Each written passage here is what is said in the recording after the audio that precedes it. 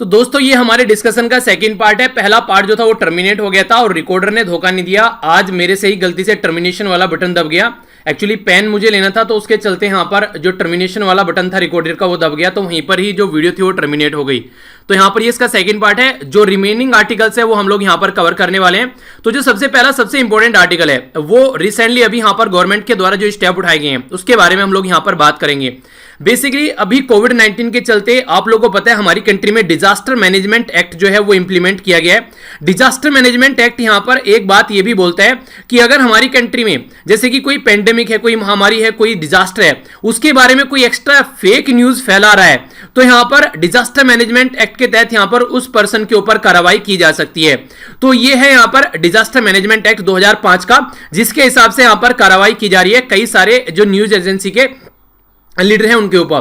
तो उसी के बारे में यहां पर ये जो आर्टिकल है, सबसे इंपॉर्टेंट बात यहां पर ये है कि देखिए अगर आप लोगों तक कोई इंफॉर्मेशन पहुंचनी है तो ये पर्टिकुलर एक पैटर्न के थ्रू यहां पर हमारी कंट्री में जो न्यूज एजेंसी है वो पहुंचाएंगी। पर लेकिन अगर न्यूज एजेंसी के गले में फंदा डाल दिया जाए तो फिर कैसा देखने को मिलेगा, वो अपना काम प्रॉपर वे में नहीं कर पाएगी, आप लोगों तक चीजें ढंग से नहीं पहुंच पाएगी। तो कुछ ऐसी सिचुएशन हमारी कंट्री में देखने को मिल रही है। नॉर्मली अगर आप लोग देखेंगे तो 4 पिलर माने जाते हैं। एक तो बोलते हैं हम लोग लेजिस्लेटिव, दूसरे को बोलते हैं एग्जीक्यूटिव, तीसरे को बोलते हैं जुडिशरी और चौथे पिलर को हम लोग मीडिया बोलते हैं। पर लेकिन मीडिया जो है उसके ऊपर लगाम कसने की कोशिश की जा रही है, क्योंकि जहां पर भी केस आ रहे हैं या फिर गवर्नमेंट अपनी पॉलिसीज ढंग से इंप्लीमेंट नहीं कर रही है तो वहां पर जो जर्नलिस्ट हैं वो गवर्नमेंट को क्रिटिसाइज कर रहे हैं, और जहां जहां पर गवर्नमेंट को क्रिटिसाइज कर रहे हैं वहां गवर्नमेंट क्या कर रही है, गवर्नमेंट उनको रोकने की कोशिश कर रही है। तो उसी के चलते उनके ऊपर यहां पर अलग अलग तरीके से देशद्रोह के चार्ज लगाए जा रहे हैं और उनको पकड़ा जा रहा है। तो जो जर्नलिस्ट है यहां पर वो अरेस्ट किए जा रहे हैं जब से आउटब्रेक हुआ कोविड-19 का। ये काफी डिस्टर्बिंग फैक्ट है यहां पर। तो यहां पर ये जो डिस्टर्बिंग फैक्ट है वो इसलिए बोला गया है क्योंकि आप लोगों को पता है कि जनता तक इंफॉर्मेशन नहीं पहुंचेगी, सबको ये लगता रहेगा सब कुछ अच्छा चल रहा है, पर लेकिन जब तक यहां पर प्रॉब्लम चलती रहेगी तब तक ये चीजें सही भी नहीं होने वाली है। तो इसीलिए बोला गया है यहां पर आज के दिन में जो कंडीशन चल रही है, कई सारे जो रिपोर्टर हैं और एडिटर जो हैं, जो एडिटर लिखते हैं, राइटर यहां पर उनको गिरफ्तार किया जा रहा है, ताकि यहां पर जो डिजास्टर के बारे में जो र्यूमर फैलाया जा रहा है ये बोला जा रहा है कि गवर्नमेंट उसको टैकल करने की कोशिश कर रही है। यानी कि गवर्नमेंट का बेसिक पर्पज ये है कि जो डिजास्टर यानी कि जो पेंडेमिक है, जो महामारी है, जो कोविड-19 है, उसके बारे में गलत इंफॉर्मेशन ये लोग फैला रहे थे। तो आखिर ये क्या क्या गलत इंफॉर्मेशन फैला रहे थे आप लोग इसके बारे में एक बार सुनिए, आप लोगों को पता है यहां पर चल जाएगा क्या गलत इंफॉर्मेशन फैलाई गई। पहले जो यहां पर देव पटेल है, यहां पर ये एक एडिटर थे गुजरात के अंदर में, इनके द्वारा इंफॉर्मेशन ये फैलाई गई कि जिस तरीके से महाराष्ट्र के अंदर गुजरात के अंदर केस निकल कर आ रहे हैं। मैंने आप लोगों को मॉर्निंग वाले लेक्चर में बताया था फर्स्ट पार्ट में कि आप लोग देखते हैं कि गुजरात जो है तीसरे नंबर पर है, पहले ये दूसरे पर भी था, अब तीसरे पर आ गया। तो तमिलनाडु के साथ में ये यहां पर एक तरीके से कंपटीशन चलता रहता है, कभी ये दूसरे पर कभी ये दूसरे पर। तो गुजरात में जिस तरीके से केस निकल कर आ रहे हैं तो जो स्टेट गवर्नमेंट है वो बीमारी को कंट्रोल करने में सक्सेसफुल नहीं हो पा रही है। तो यहां पर ये एडिटर थे, यहां पर जो इनके द्वारा लिखा गया कि हो सकता है कि जो सेंटर की जो गवर्नमेंट है बीजेपी की, वो यहां पर स्टेट के जो चीफ मिनिस्टर हैं विजय रूपानी साहब इनको रिप्लेस कर दे, और इनका सक्सेसर कौन हो सकता है वो भी यहां पर इनके द्वारा एक तरीके से वो लगाता है कि एक्सपेक्टेशन लगा लेते हैं। जैसे इलेक्शन होते हैं हम लोग बोलते हैं कि भैया ये पॉलिटिकल पार्टी जीत कर आने वाली है, तो इनके द्वारा ये भी एक्सपेक्टेशन लगा ली गई कि जो सक्सेसर होने वाले हैं ये पर्टिकुलर पर्सनैलिटी होंगे। तो ये बातें इन्होंने एक रिपोर्ट में यहां पर ये चीजें लिखी। तो यहां पर देखिए हो सकता है ऐसा कुछ भी हो सकता है, ये ऐसा कोई गलत चीज तो लिखा नहीं है कि जिस तरीके से केस बढ़ रहे हैं कि तुम टैकल नहीं कर पा रहे हो किसी और को ले आते हैं, तो इस तरीके की बातों पर देशद्रोह का चार्ज लगाया जा सकता है। तो यहां पर इस कंडीशन यहां पर है, तो पर्सन को गिरफ्तार कर लिया जा रहा है, जर्नलिस्ट को यहां पर भयभीत करने की कोशिश की जा रही है ताकि वो प्रॉपर ऐसी इंफॉर्मेशन कोई ना छापे यहां पर। यानी कि एक तरीके से यहां पर ये शॉकिंग है, अगर इस तरीके से आप लोग एक तरीके से जो जर्नलिस्ट है उनको भयभीत कर रहे हैं, अगर वो पर्टिकुलर किसी चीज को टॉपिक को रिपोर्ट कर रहे हैं तो आप लोगों को पहले समझना चाहिए कि यहां पर टॉपिक क्या है। तो कोविड-19 का नाम लिया इन्होंने, कोविड-19 की वजह से जो स्टेट के चीफ मिनिस्टर टैकल नहीं कर पा रहे हैं, तो ये बोला गया कि ये मिस इन्फॉर्मेशन फैला रहे हैं। बीमारी के बारे में तो कोई मिस इन्फॉर्मेशन नहीं यहां पर देखने को मिली कि आप बीमारी की वजह से लोगों में खौफ आ गया इनकी वजह से, इनकी रिपोर्ट की वजह से। तो ये गलत तरीके से जर्नलिस्ट के ऊपर यहां पर ऐसे चार्ज लगाए जा रहे हैं आज की डेट में। और सबसे इंटरेस्टिंग बात तो यहां पर राइटर ये बोल रहे हैं कि हो सकता है कि जो बातें यहां पर इन राइटर के द्वारा लिखी गई थी वो आगे आने वाले टाइम में यहां पर सत्य भी हो सकती है, सच हो सकती है। इसकी क्या गारंटी है कि जो यहां पर ये बोला गया है आप लोग इसको क्या पता चेंज कर भी रहे हो, क्या पता ऐसा हो भी सकता हो। तो अगर ये एक्सपेक्टेशन इनके द्वारा लगाई गई, अगर ये सत्य हो जाती है तो फिर क्या। तो इस तरीके से आप लोग समझ सकते हैं। तो यहां पर इस तरीके से देशद्रोह का चार्ज लगाना वो सही चीज नहीं है। मिस्टर पटेल के ऊपर चार्ज लगाया गया सेक्शन 54 डिजास्टर मैनेजमेंट एक्ट के तहत यहां पर कि ये पेंडेमिक के तहत भारत यहां पर फॉल्स इंफॉर्मेशन फैला रहे हैं, जिसके चलते यहां पर ये डिजास्टर के कंसर्न में यहां पर डिजास्टर मैनेजमेंट एक्ट जो है वो पिक्चर में आ जाता है। तो ये सीधा सीधा एक तरीका पैटर्न देखने को मिल रहा है, ना ओनली यहां पर गुजरात के अंदर में बल्कि पूरी कंट्री के अंदर में। यहां पर ये काफी इंटरेस्टिंग है, इसको आप लोग थोड़ा समझिए। सबसे पहले तो ये है कि एडिटर जो गिल्ड है इंडिया के अंदर में यहां पर वो देख रहे हैं कि एक पैटर्न यहां पर चलता हुआ आ रहा है जिसमें जो जर्नलिस्ट को भयभीत किया जा रहा है। एक यहां पर रिपोर्टर थे अंडमान वाले एरिया में, तो उनके द्वारा क्या बोला गया, उनके द्वारा यहां पर यह बोला गया कि कई सारे ऐसे लोगों को भी कॉन्ट्रैक्ट ट्रेसिंग में रखने की कोशिश की जा रही है जिन्होंने कोविड-19 के साथ के पेशेंट के साथ में फोन पर बातें की है। यानी कि अगर कोई फोन पर भी बातें कर रहा है तो उसको भी कॉन्टैक्ट ट्रेसिंग के अंदर यहां पर क्वारंटीन में रखा जा रहा है। तो इनके द्वारा ये बातें बोली गई, तो यहां पर इनके खिलाफ भी यहां पर इनको अरेस्ट कर लिया गया ये बातें बोलने के अंदर। नेक्स्ट यहां पर कोयंबटूर के बारे में बात की जा रही है। कोयंबटूर में यहां पर जो बेसिकली डिस्ट्रीब्यूशन किया जा रहा था, जो फूड आर्टिकल जो भी यहां पर आ रहे थे खाने पीने के लिए जनता में बांटने के लिए, उसमें करप्शन देखने को मिल रहा था, जनता तक वो सही चीजें नहीं पहुंच रही थी। तो लोकल एडमिनिस्ट्रेशन के खिलाफ यहां पर न्यू पोर्टल जो फाउंडर थे उनके द्वारा कुछ बातें लिखी गई। तो लोकल एडमिनिस्ट्रेशन के द्वारा यहां पर जब दिखा कि यहां पर जनता के सामने चीजें आ रही हैं, करप्शन का चार्ज उनके ऊपर लगाया गया था, तो इसलिए यहां पर इनको भी पुलिस के द्वारा अरेस्ट कर लिया। यानी कि जो जनता तक जो सामान पहुंचाने की कोशिश की जा रही है, अगर जनता तक वो सामान भी नहीं पहुंच पा रहा है और यहां पर इसको रिपोर्टिंग की जा रही है, तो भी यहां पर एक तरीके से लोगों को अरेस्ट किया जा रहा है। तो ये सिचुएशन यहां पर देखने को मिल रही है, यानी कि चाहते ही नहीं है कि जनता के सामने चीजें निकल कर आए कि एक्चुअल में चल क्या रहा है। जैसे हम लोगों ने पुलिसिंग के बारे में बात की थी, एक साइड में तो जो पुलिस है वो काफी अच्छे से अपना काम कर रही है, पर लेकिन दूसरा फेज भी पुलिस का देखने को मिल रहा था, जिसके बारे में मैंने कल बताया था कि एक बंदा था वो अपना कुछ बेसिक सामान घर का लेने के लिए गया था, इसेंशियल जो प्रोडक्ट है खाने पीने का, तो यहां पर उसको मारा गया, बंदूक की बटों से भी उसके सर पर वार किया गया। उसके चलते वो घर पर गया, तो थोड़ी देर बाद यहां पर उसने सोचा कि चीजें नहीं सुधरने वाली हैं, तो हॉस्पिटल में ले जाया गया, वहां पर जाकर उसकी डेथ हो गई। ऐसी सिचुएशन देखने को मिल रही है। बुजुर्गों के ऊपर भी लाठियां बरसाई जा रही है, इवन जो महिलाएं हैं उनके ऊपर भी यहां पर लाठी बरसाई गई कई जगह पुलिस के ऊपर। तो जहां पर चीजें सही तरीके से चल रही हैं वहां पर तो कोई दिक्कत नहीं है, पर लेकिन जो दूसरा फेज है, अगर रिपोर्टर उनको रिपोर्ट कर रहे हैं तो यहां पर उनके ऊपर भी एक तरीके से उनको भी यहां पर टैकल करने की कोशिश की जा रही है। तो कई सारी ऐसी सिचुएशन यहां पर देखने को मिल रही है कि पुलिस जो है, चाहे वो कोई सा भी एडमिनिस्ट्रेशन हो, उन सब एडमिनिस्ट्रेशन के ऊपर आज के में हावी होती ही यहां पर पुलिस नजर आ रही है। पुलिस को ऐसा लग रहा है कि सारी पावर आज के में उन्हीं के हाथ में है। तो ये केस जो है यहां पर ये जर्नलिस्ट बता रहे हैं कि पुलिस जो है एक तरीके से ऐसा रोल कर रही है जैसे कि हम लोग एक डेमोक्रेसी में नहीं, एक डिक्टेटर कंट्री के अंदर रह रहे हैं। यहां पर दिल्ली के अंदर एक रिपोर्टर के द्वारा बोला गया, जो तिबलगही जमात के जो लीडर थे, उनके जो हेड थे, उनकी जो स्पीच दी गई थी वो यहां पर डॉक्टरेट थी, आगे उसके साथ में छेड़खानी की गई है कि वो एग्जैक्ट स्पीच नहीं है। तो यहां पर उनके खिलाफ भी यहां पर समन जारी कर दिया गया।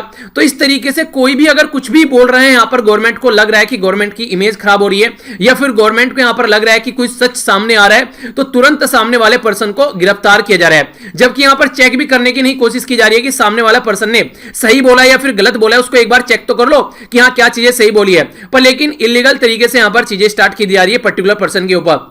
तो संयम बरतना चाहिए यहां पर। इस तरीके से यहां पर डिजास्टर और पेंडेमिक की वजह से ऑलरेडी महामारी है, लोग ऑलरेडी फ्रस्ट्रेशन में हैं, तो एक नया फ्रस्ट्रेशन का लेवल आप लोग यहां पर लोगों के लिए तैयार कर रहे हैं। सेक्शन 54 जो है यहां पर ये क्या करते हैं, ओनली यहां पर एक तरीके से पेनलाइज करता है अगर पेंडेमिक के बारे में कोई यहां पर इंफॉर्मेशन आप लोग फैला रहे हो, यानी कि डिजास्टर के बारे में।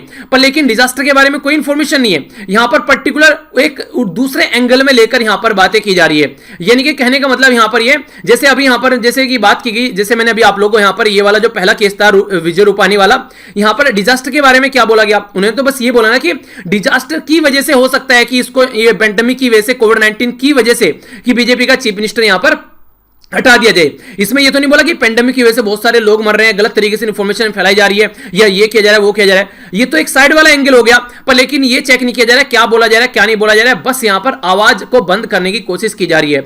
नॉर्मल सर्कमस्टेंसेस अगर रहते तो वहां पर चीजों को चेक किया जाता, प्रॉपर वे में चीजों को किया जाता, पर लेकिन पेंडेमिक का फायदा उठाकर गलत तरीके से यहां पर ये इसका मिसयूज किया जा रहा है। तो इस तरीके से जो यहां पर इनोसेंट पर्सन है वो भी कम से कम अपना काम नहीं कर पा रहे हैं, उनको भी यहां पर कंट्रोल करने की गवर्नमेंट के द्वारा यहां पर कोशिश की जा रही है। और यहां पर जो काम किया जा रहा है, यहां पर स्टेट गवर्नमेंट और सेंट्रल गवर्नमेंट दोनों के ऊपर यहां पर आरोप इस पर्टिकुलर आर्टिकल में लगाए गए हैं। तो एक तरीके से कितने हद तक ये सही है, आप लोग इसके बारे में क्या सोचते हैं, तो इसके बारे में आप लोग भी अपनी राय बता सकते हैं। एक आर्टिकल जो है यहां पर ये आत्मनिर्भर अभियान के बारे में है। आत्मनिर्भर जो भारत अभी यहां पर बात की गई थी मोदी जी के द्वारा, तो यहां पर इनके द्वारा क्या क्या बातें बताई गई। तो बेसिकली इनके द्वारा बोला गया कि 5 पिलर पर हम लोग काम करने वाले हैं। 5 पिलर में क्या क्या है यहां पर, सबसे पहला तो हम लोग इकोनॉमी के पॉइंट ऑफ व्यू से देखेंगे तो आत्मनिर्भर होने की कोशिश हम लोग करने वाले हैं। दूसरी जो बात बोली गई वो इंफ्रास्ट्रक्चर के पॉइंट ऑफ व्यू से यहां पर बोला गया। तीसरी बात यहां पर system ties science and technology के बेस होना चाहिए। जो हमारी डेमोग्राफी है उसके ऊपर फोकस देने की बात की गई, खासकर हमारी कंट्री की डेमोक्रेसी के अंदर जो हमारी जो यंग जनरेशन है कैसे उसके ऊपर फोकस देना है, और जो डिमांड है उसको कैसे हम लोग फोकस लेकर चलना है, खासकर पावर सेक्टर और सप्लाई सेक्टर की यहां पर बात की गई। तो आत्मनिर्भर के लिए यहां पर क्या किया गया, 20 लाख करोड़ रुपए यहां पर देने की बात की गई, जो कि 10% है हमारी जीडीपी का।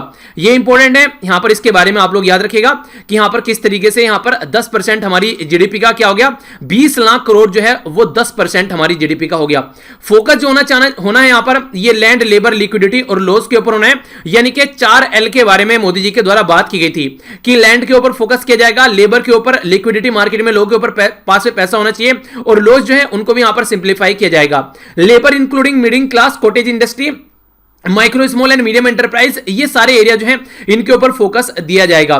तो इसीलिए बोल्ड रिफॉर्म की जरूरत है यहां पर। सप्लाई चेन रिफॉर्म एग्रीकल्चर के अंदर, रेशनल टैक्स स्ट्रक्चर होना चाहिए, सिंपल क्लियर यहां पर लॉज होने चाहिए, इसी के साथ में कैपेबल ह्यूमन रिसोर्स होना चाहिए और स्ट्रॉन्ग फाइनेंशियल सिस्टम होना चाहिए। तो ये सारी चीजों को अगर हम लोग एक पैटर्न में लेकर चलेंगे तो हमारी कंट्री एक आत्मनिर्भर कंट्री बन जाएगी। ये जो बातें थी स्टार्टिंग में हमारी कंट्री के प्राइम मिनिस्टर मोदी जी के द्वारा बताई गई, पर लेकिन आगे चलकर जो बेसिक प्लान था उनके द्वारा यह भी बोला गया कि बेसिक प्लान यहां पर हमारी कंट्री के फाइनेंस मिनिस्टर जो है निर्मला सीतारमण जी के द्वारा यहां पर सामने रखा जाएगा। तो फाइनेंस मिनिस्टर निर्मला सीतारमण के द्वारा अनाउंस किया गया यहां पर, जो कि 4th नंबर का यहां पर एक प्लान था, आत्मनिर्भर अभियान। ठीक है, भारत अभियान, ANBA आप लोग बोल सकते हैं, आत्मनिर्भर भारत अभियान। इसके तहत 20 लाख करोड़ रुपए जो यहां पर थे, ये लॉकडाउन 4 के चलते इंप्लीमेंट करने की बात की जा रही है। और गवर्नमेंट के जो पॉलिसी रिफॉर्म है वो अलग अलग सेक्टर पर फोकस किया जा रहा है, जिनमें से कुछ सेक्टर्स के नाम आप लोगों के सामने है। कोयले को ओपन किया गया, मिनरल्स वगैरह, डिफेंस प्रोटेक्शन की बात की जा रही है। इवन सबसे बड़ी बात यह कि मेक इन इंडिया प्रोजेक्ट के तहत हम लोग अपनी ही कंट्री में यहां पर इनको क्रिएट करेंगे, ताकि अपनी ही कंट्री में क्रिएट करें तो क्रिएशन के लिए लोगों की जरूरत पड़े तो उससे हमारी कंट्री में जॉब बढ़ जाए, बाहर की कंट्री के ऊपर हमारी डिपेंडेंसी कम हो जाए। सिविल एविएशन जैसे एयर स्पेस मैनेजमेंट और एयरपोर्ट के बारे में बात की जा रही है। MRO, मेंटेनेंस, रिपेयर, और यहां पर इसी के साथ में ओवरहॉल। ये बेसिकली क्या होता है, देखिए हम लोग क्या करते हैं आज की डेट में, अगर कोई पर्टिकुलर प्रोडक्ट हम लोग बाहर से खरीद कर लेकर आ रहे हैं, कोई पर्टिकुलर राफेल की बात कर लीजिए, फ्रांस से हम लोगों ने खरीदा, अब मान लीजिए उसमें कोई गड़बड़ हो रही है, तो ये तो नहीं है कि हम लोग फ्रांस में उसको ठीक कराने जाएंगे। ठीक है, तो हमारी कंट्री में ही उसको ठीक करने की कोशिश की जाए, हमारी कंट्री में पूरी फैसिलिटी अवेलेबल होनी चाहिए, तो टेक्नोलॉजी में यहां पर इतनी अवेलेबल होनी चाहिए। ठीक है, तो एयर स्पेस को कैसे मैनेज करना है, एयरपोर्ट को कैसे मैनेज करना है, इन सब एरिया के बारे में भी बात की जा रही है। सबसे इंपॉर्टेंट जो यहां पर अभी काफी न्यूज में है, यह बात की जा रही है पावर सेक्टर के बारे में। पावर सेक्टर में जो डिस्कॉम कंपनी है, यानी कि जो डिस्ट्रीब्यूशन कंपनी है, उनके बारे में यहां पर बात की जा रही है, क्योंकि यह कंपनी जो है वो सबसे ज्यादा प्रॉब्लम फेस करती है।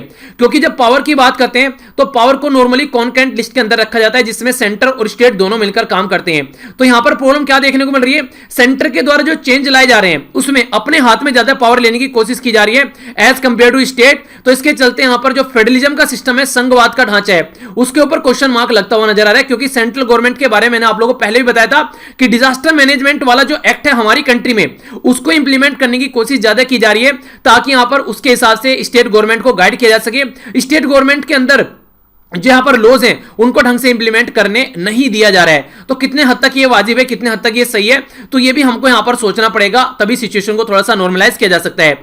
स्पेस के लिए काफी इंपॉर्टेंट फैक्ट है, जो भी आप लोगों को न्यूज में भी देखने को मिला, हमारी कंट्री में जो इसरो है वो एक गवर्नमेंट ओन एजेंसी है। ठीक है, इंडियन स्पेस रिसर्च ऑर्गेनाइजेशन। तो इसी तरीके से यहां पर हमारी कंट्री जो है गवर्नमेंट की कंपनी है, तो यहां पर कैसे प्राइवेट सेक्टर को इसमें इन्वॉल्व किया जा सकता है। जैसे नासा है, नासा कई बार यहां पर टेस्ला या फिर दूसरी जो कंपनी है यहां पर उनकी स्पेस एक्स वगैरह, इन सबके साथ मिलकर काम करती नजर आती है, जो कि इलोन मस्क की कंपनी है। कई सारी कंट्री ऐसी है जहां पर प्राइवेट जो है वो स्पेस में बहुत बड़ा रोल प्ले करता है, पर हमारी कंट्री में ये काफी बड़ी कमी आप लोगों को नजर आती है। तो इसके ऊपर भी फोकस देने की बात यहां पर की जा रही है। एटॉमिक एनर्जी के बारे में बात की जा रही है, ताकि एनर्जी जनरेशन हमारी कंट्री में कंटिन्यू रह सके, क्योंकि एटॉमिक एनर्जी जो है वो भी बहुत बड़ा रोल प्ले करती है हमारी कंट्री में। इसी के साथ में रिन्यूएबल एनर्जी के ऊपर फोकस देने की बात की जा रही है हमारी कंट्री में, ताकि सिचुएशन को जो है और ज्यादा से ज्यादा नॉर्मलाइज किया जा सके। क्योंकि रिन्यूएबल एनर्जी जो है वो कहीं ना कहीं हमारी कंट्री की डिपेंडेंसी दूसरी कंट्री के ऊपर काफी ज्यादा कम यहां पर कर देती है। तो ये काफी इंपॉर्टेंट फैक्ट है यहां पर, जिसको हम लोग को फोकस देकर चलना चाहिए। तो इसके बारे में भी आप लोग यहां पर आइडिया रख सकते हैं। नेक्स्ट जो आर्टिकल है यहां पर इसके बारे में आप लोगों को इन्फॉर्मेशन देता हूं। ये जो आर्टिकल है थोड़ा सा इसको समझने की कोशिश कीजिएगा। हालांकि जो राइटर हैं उन्होंने तो ज्यादा मतलब गवर्नमेंट को क्रिटिसाइज किया है, पर मैं आप लोगों को वो चीजें बताऊंगा जो एग्जाम के पॉइंट ऑफ से काफी इंपॉर्टेंट है। जैसे आप लोगों को पता है हमारी कंट्री में एक संविधान है और संविधान सबसे ऊपर है। संविधान के हिसाब से ही हमारी कंट्री में काम किया जाता है। संविधान के अंदर ही सारी चीजें लिखी गई हैं, जिससे एक साइड में सेंट्रल गवर्नमेंट अपना काम करती है, दूसरी साइड में स्टेट गवर्नमेंट अपना काम करती है, और इसी के साथ में हमारा जो कोर्ट है वो कैसे काम करेगा वो भी इसी के अंदर आप लोगों को संविधान के अंदर उसके बारे में प्रोविजन आप लोगों को देखने को मिलते हैं। अगर सेंट्रल गवर्नमेंट यहां पर ढंग से कोई काम नहीं कर रही है, स्टेट गवर्नमेंट ढंग से काम नहीं कर रही है, जनता के किसी भी राइट का अगर हनन कर रही है, तो फिर यहां पर जनता कहां जाएगी? तो जनता कोर्ट में जाएगी। पर लेकिन अगर कोर्ट भी यहां पर हाथ उठा दे तो फिर जनता क्या करेगी? तो इस सिचुएशन के बारे में यहां पर आर्टिकल लिखा गया है। बेसिकली हमारे संविधान में आप लोगों को देखने को मिलेगा पार्ट 3 में फंडामेंटल राइट रखे गए। फंडामेंटल राइट जो है हमारे संविधान में 12 से लेकर आर्टिकल 35 तक है। तो ये फंडामेंटल जो राइट है ये हमको सारी चीजों के अधिकार देते हैं कि कहां पर जाकर हम लोग जॉब कर सकते हैं, कोई हमें रोकोगे नहीं, हम लोग अपनी बात कह सकते हैं, अपनी बातें रख सकते हैं। इसी तरीके से हम लोग अपना खुद का कोई व्यापार स्टार्ट कर सकते हैं। यानी कि फ्रीडम ऑफ स्पीच, इक्वलिटी होनी चाहिए सोसाइटी के अंदर। ऐसा नहीं है कि आप लोग यहां पर मतभेद आप लोगों के अंदर करोगे। तो बहुत सारे ऐसे फंडामेंटल राइट के अंदर चीजें आप लोगों को देखने को मिलती है। अगर ये राइट हमको प्रॉपर वे में नहीं मिल रहे हैं तो हम लोग कोर्ट में जाएंगे, पर लेकिन अगर कोर्ट ने भी यहां पर हाथ उठा दिया तो फिर जनता कहां जाएगी? तो राइटर जो है यहां पर यह बोल रहे हैं कि कोर्ट ने यहां पर बिल्कुल वैसा ही किया है कि जो उसकी रेस्पॉन्सिबिलिटी थी वो उससे मुंह फेर रहा है। क्योंकि अभी राज्य जो थे कई सारे, उनके द्वारा क्या किया गया? लेबर लॉज को डाइल्यूट किया गया और जो यहां पर लेबर थी उनको अपने यहां पकड़ने की कोशिश की गई। आप लोगों को पता है, मैंने कई बार पढ़ाया भी आप लोगों को पॉलिटी वाले लेक्चर्स के अंदर भी, आर्टिकल 23 जो है यहां पर ये फोर्स लेबर के बारे में बात करता है। 23 आर्टिकल 24 जो है यहां पर ये चाइल्ड लेबर के बारे में बात करता है कि ये नहीं होनी चाहिए। पर लेकिन यहां पर अभी जब यहां पर जो ऑप्शन आप लोगों के सामने नहीं रखा गया कि जनता को जो रोक लिया गया, यहां पर जो माइग्रेंट वर्कर थे उनके लिए ट्रांसपोर्ट फैसिलिटी प्रोवाइड नहीं कराई जा रही है, बाहर निकल रहे तो उनको पुलिस पिटाई कर रही थी, खाने के लिए फैसिलिटी नहीं थी, तो उनको बस एक ऑप्शन बच गया कि वो जहां पड़े हुए वहीं पड़े रहे और वहीं पढ़कर वो आगे आने वाले टाइम में वेट करें कि जब इंडस्ट्री ओपन होगी तो तब वहां पर काम स्टार्ट होगा। तो यहां पर कोर्ट पे कई सारी पिटीशन गई, पर लेकिन कोर्ट ने साफ साफ यहां पर ये बोलकर साइड में अपना पल्ला झाड़ लिया कि ये एग्जीक्यूटिव का मैटर है, एग्जीक्यूटिव को अपना काम करने दो, यानी कि गवर्नमेंट को अपना काम करने दो, यानी कि गवर्नमेंट के ऊपर छोड़ दिया यहां पर साफ साफ। और यहां पर कोर्ट ने बोला कि ये मेरे हाथ की बात नहीं है, तो इसलिए इसके बारे में मुझसे डिस्कस नहीं किया जाए। जो भी पिटीशन गई कोर्ट के अंदर, कोर्ट ने उसको कैंसिल कर दिया गया। तो इस तरीके से ये कहीं ना कहीं ये बोला जा रहा है कि कोर्ट जो है, जो यहां पर प्रोटेक्टर की बात करते हैं, कोर्ट की प्रोटेक्ट करेगा जनता को, वो कोर्ट जो राइट के बारे में बात करता है कि हाँ हमारे फंडामेंटल राइट है उनको प्रोटेक्ट करेगा, वो कोर्ट खुद अपने आप यहां पर एक तरीके से मुंह मोड़कर खड़ा हो गया कि हाँ ये हमारे बस की बात नहीं है, ये जो है ये खुद गवर्नमेंट अपने आप देखेगी और ये एग्जीक्यूटिव की कैटेगरी में आता है। तो जो टाइटल है उसका भी नाम यही दिया गया कि सोशल डिस्टेंसिंग कर ली कोर्ट ने। जो पावरलेस थे, यानी कि जो पावरलेस थे, जो कि गरीब थे, जो माइग्रेंट वर्कर थे, उनसे कोर्ट ने भी सोशल डिस्टेंसिंग कर ली। यहां पर कोर्ट ने भी यहां पर उनके बारे में कोई बात नहीं की गई। जैसे हम लोगों ने फर्स्ट पार्ट में डिस्कस किया था आरोग्य सेतु ऐप के बारे में, जो वो ऐप है पर्टिकुलर, उसके अंदर भी यहां पर बात की जाती है। तो कोर्ट का खुद का कोर्ट का अंदर से जो प्राइवेसी फंडामेंटल राइट के बारे में डिस्कशन किया गया था, उसको भी यहां पर ढंग से चेक नहीं किया जा रहा है कि हाँ गवर्नमेंट क्या करने की कोशिश कर रही है। ठीक है, तो सारी जो चीजें हैं यहां पर कोर्ट को जो यहां पर रेस्पॉन्सिबिलिटी होनी थी, जिस तरीके से सिचुएशन को लेकर चलना था, कोई भी ऐसी चीज नहीं है जिसको इंप्लीमेंट किया जा रहा हो यहां पर कोर्ट के हिसाब से। पर फिर भी कोर्ट चुप है यहां पर। तो एक तरीके से वही बात बोली गई कि पावरलेस के साथ में कोई नहीं है। जो पावरफुल लोग होते हैं, इनके जो गवर्नमेंट होती है, कोर्ट भी कई बार उसके हिसाब से यहां पर चलता हुआ नजर आता है। चलिए क्वेश्चन बताइए आप लोग। फर्स्ट पार्ट में जो हम लोगों ने आर्टिकल डिस्कस किया था उसके बारे में यहां पर क्वेश्चन है, जिसका आंसर आप लोगों को यहां पर देना है। सबसे पहले बात की जा रही है कि यूएन के द्वारा बोला गया कि कोविड-19 जो है वो सेंडेमिक बन रहा है। सेंडेमिक मतलब एक ऐसी बीमारी जो ऑलरेडी किसी एक पर्टिकुलर बीमारी है उसके साथ मिलकर सिंक्रोनाइजेशन में और ज्यादा डिजीज बर्डन बनाने वाली है, ये बात बोली गई। सेंडेमिक जो है फर्स्ट टाइम यहां पर जो डिस्क्राइब किया गया था, ये यहां पर मेरिल सिंगर के द्वारा यहां पर मिड 1990s में इसको डिस्क्राइब किया गया था कि सेंडेमिक कोई ऐसी चीज यहां पर होती है। ठीक है, तो SYNDEMIC जिसे पेंडेमिक बोलते हैं ना, महामारी, ऐसी सेंडेमिक यहां पर इसको बोला गया है। तो कौन सी स्टेटमेंट करेक्ट है? One only, two only, both, या फिर नाइदर वन, नो टू? सही आंसर क्या है? A, B, C, F, D। तो जो सही आंसर है यहां पर ये इसका बी, यानी कि सेकंड स्टेटमेंट तो करेक्ट है, पर लेकिन फर्स्ट स्टेटमेंट इनकरेक्ट है, क्योंकि ये वर्ल्ड हेल्थ ऑर्गेनाइजेशन यानी कि WHO के द्वारा बोला गया था, ना कि यहां पर यूएन के द्वारा बोला गया था। क्योंकि आज की डेट में जो सिचुएशन देखने को मिल रही है, डिजीज जो है वो अलार्मिंग लेवल पर है, तो इसके चलते डेंगू और मलेरिया आने वाले हैं मॉनसून सीजन में, तो साउथ एशिया में काफी बड़ी प्रॉब्लम यहां पर देखने को मिलने वाली है। तो इसके चलते यहां पर सेंडेमिक की बात की जा रही है। तो सेंडेमिक आप लोगों से कोई पूछे तो इसके बारे में आप लोग आइडिया रख सकते हैं। तो आंसर यहां पर इसका बी हो गया। आगे चलता हूं। मैं बेस्ट क्वेश्चन आप लोगों से पूछा गया था यहां पर ग्रेट सोल्ट लेक के बारे में, तो इसके बारे में कौन सी स्टेटमेंट यहां पर करेक्ट है ये आप लोगों को बताना है। पहला बोला जा रहा है कि ग्रेट सोल्ट लेक जो है यहां पर ये लोकेटेड है सदर्न पार्ट ऑफ यूएसए, यानी कि यूनाइटेड स्टेट ऑफ अमेरिका के साउथ में लोकेटेड है। दूसरा बोला गया है कि यहां पर ये अमेरिकाज डेड सी के नाम से भी इसको जाना जाता है, अमेरिका के अंदर डेड सी के नाम से भी यहां पर इसको जाना जाता है। तो कौन सी स्टेटमेंट यहां पर करेक्ट है? ए में बोला गया 1 ओनली, बी में 2 ओनली, सी में बोथ, डी में नाइदर वन नो टू। तो सही आंसर क्या है? सही आंसर जो है यहां पर ये इसका बी, यानी कि सेकंड स्टेटमेंट सही है, फर्स्ट गलत है।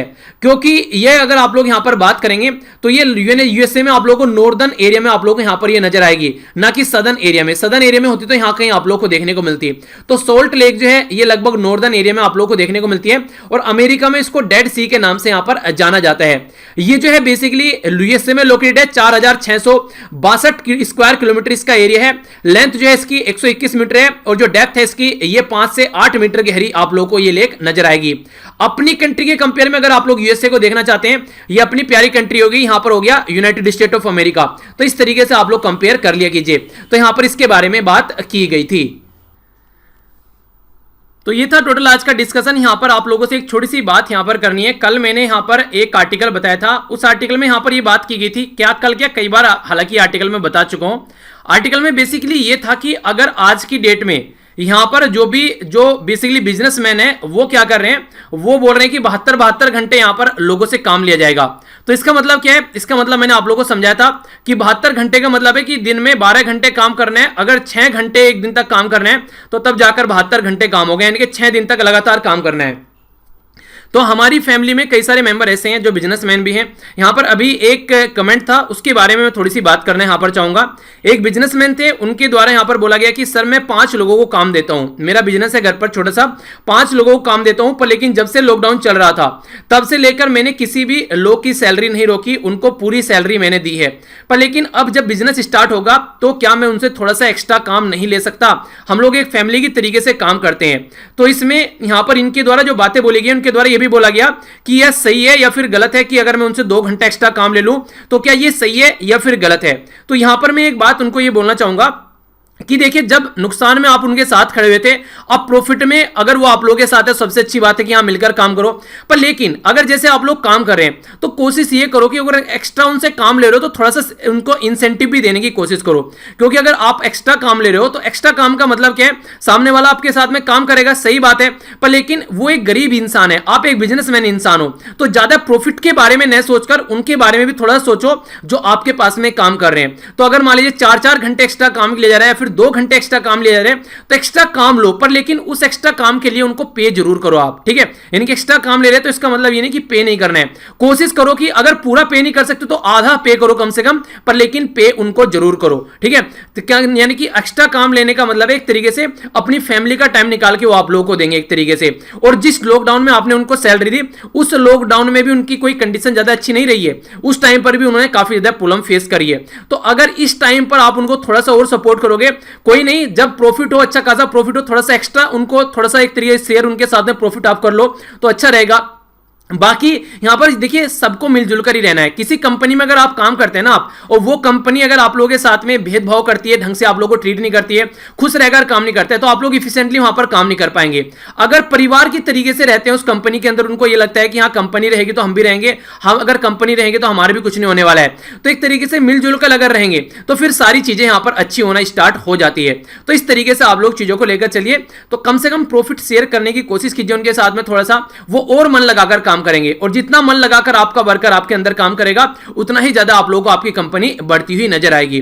तो मेरा तो ये सजेशन है। बाकी जो परिवार के दूसरे सजेस्ट है, अगर कोई सजेशन देना चाहते हैं तो आप लोग भी अपना सजेशन जरूर दीजिएगा, क्योंकि देखिए एक ऐसा टाइम है जहां पर अगर इंसान के साथ में ढंग से ट्रीटमेंट नहीं हुआ तो कई सारी प्रॉब्लम यहां पर सामने निकल कर आ सकती है, ठीक है? कई सारे लोग डिप्रेशन में चल रहे हैं ऑलरेडी, घर की कंडीशन को देखकर सुसाइड भी करने की कंडीशन आ सकती है। तो इस तरीके से आप लोग की रिस्पॉन्सिबिलिटी है कि संभाल कर चीजों को चलो, ठीक है?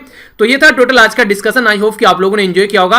लेक्चर को तभी लाइक और शेयर करना है अगर आप लोगों को लेक्चर पसंद आता है। पसंद नहीं आता तो डिसलाइक कर कमेंट बॉक्स में जरूर बताना कि डिसलाइक क्यों किया है, ताकि आने वाले टाइम में इसको और ज्यादा इंप्रूव किया जा सके। सारी पीडीएफ इकट्ठी आप लोगों को टेलीग्राम पर मिल जाती है, जाकर वहां से डाउनलोड कर सकते हैं। मिलता हूं नेक्स्ट लेक्चर में। बड़ों को नमस्ते, छोटों को प्यार, छोटी सी लाइफ है, एंजॉय करो यार। तब तक के लिए जय हिंद।